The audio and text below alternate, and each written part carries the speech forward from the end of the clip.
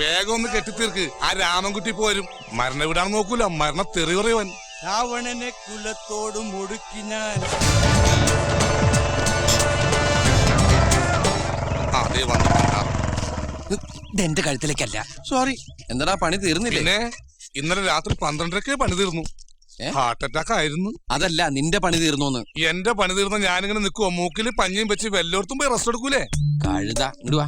അതെ, ഈ പ്രസന്റേഷൻ നമുക്ക് ശവത്തിന്റെ കയ്യിൽ ഏൽപ്പിക്കണ്ടേ? അതല്ലേ നിന്റെ കയ്യിൽ ഏൽപ്പിച്ചേക്കണത്. ബോഡി എവിടെ?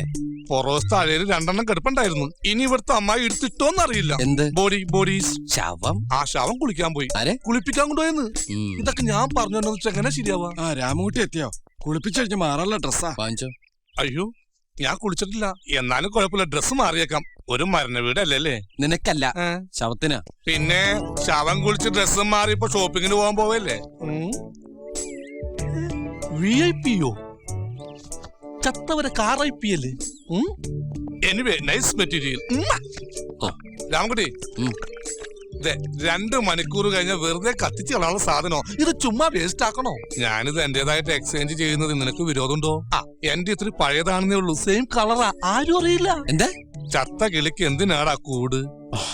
ശവത്തിന്റെ വരെ ജെട്ടി അടിച്ചു മാറ്റുന്നോടാ പിശാചേ. ഇത് ആദ്യമായിട്ടൊന്നുമല്ല. ഞാൻ എന്നീ പണി തുടങ്ങി അന്ന് മുതൽ ഒരാത്മാവിനെയും ജെട്ടിട്ട് പോകാൻ അനുവദിച്ചിട്ടില്ല, ഇനി അനുവദിക്കുകയില്ല.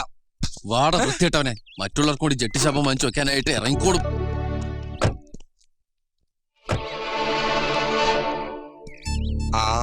നിന്റെ പെണ്ണിനെയും വളച്ചോണ്ട് ആ പാട്ടുകാരൻ വന്നേക്കണ്ട. ഒരു ജോലി ഏൽപ്പിച്ചു കഴിഞ്ഞാൽ അത് വേഗം തീർക്കാൻ നോക്കണം. അല്ലാതെ കണ്ട തെണ്ടി കണ്ട വായിൽ നോക്കി നടക്കാനല്ല ഞാൻ നിനക്ക് ശമ്പളം തരുന്നേ. താൻ കുറെ നേരമല്ലേ എന്റെ പുറകെ നടക്കണോ? എവിടെയെങ്കിലും കൊണ്ടുവെക്കണോ? എന്റെ നെഞ്ചത്തൊക്കെ അങ്ങോട്ട് വെക്കും. ഇവനിത് എന്ത് പറ്റിയാടാ? അവൻ ഈ പ്രേമനരിയ തലക്കടിച്ചു കയറി പ്രാന്തായതാണ്. ഹലോ രാമൻകുട്ടി, എന്തൊക്കെയുണ്ട് വിശേഷങ്ങൾ? മരിച്ചാളുടെ ബോഡി കുളിപ്പിച്ചോണ്ടിരിക്കുക. കുറച്ച് ഞാൻ പന്തലിലേക്ക് എടുത്തു. പിന്നെ വൈകിട്ട് 5 മണിക്ക് ദയിപ്പിക്കും. ഇനി അങ്ങേക്ക് ഇഷ്ടമായില്ലെങ്കിൽ അങ്ങനെ തന്നെ വെച്ചിട്ട് ഞങ്ങൾ മാറിന്നോളാം. അല്ല, എന്താ ഇത്ര ഗൗരവത്തില്? പിന്നെ മരിച്ച വീട്ടിലിപ്പോ ഇങ്ങനെ ചിരിച്ചോണ്ടിരിക്കണോ? എന്റെ രാമൻകുട്ടി. തന്റെ രാമൻകുട്ടിയോ? ഞാൻ അച്ചുവന്റെ രാമൻകുട്ടിയാ. എന്നാ അച്ചുവേട്ടന്റെ രാമൻകുട്ടി. ഈ നിരാശാ കാമുവിന്റെ ഭാവം തനിക്ക് ഒട്ടും ചേരുന്നില്ല കേട്ടോ.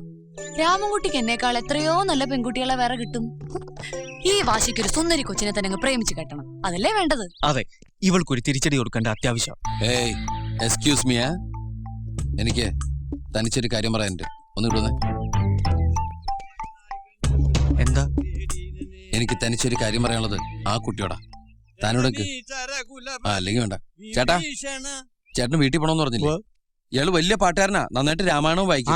പറ്റിയ ഒരാളെ നോക്കിയിരിക്കുകയായിരുന്നു. ഞാൻ പോയിട്ട് സന്ധ്യക്ക് വരാം. സന്ധ്യക്കൊന്നും വരണ്ട, ഇയാൾ എന്നെ വായിച്ചു തീർത്തോളൂ. പാന്റ് രാമായണം. പാന്റ് രാമായണോ? ഇത് അധ്യാത്മ രാമായണ. ആ കളസം അഴിച്ചിട്ട് അല്ല, ഷൂസ് അഴിച്ചിട്ട് ഇരുന്നോളൂ. മലയാള ഭാഷ ശരിക്കും അറിയാലോ. വായിച്ചോളൂ.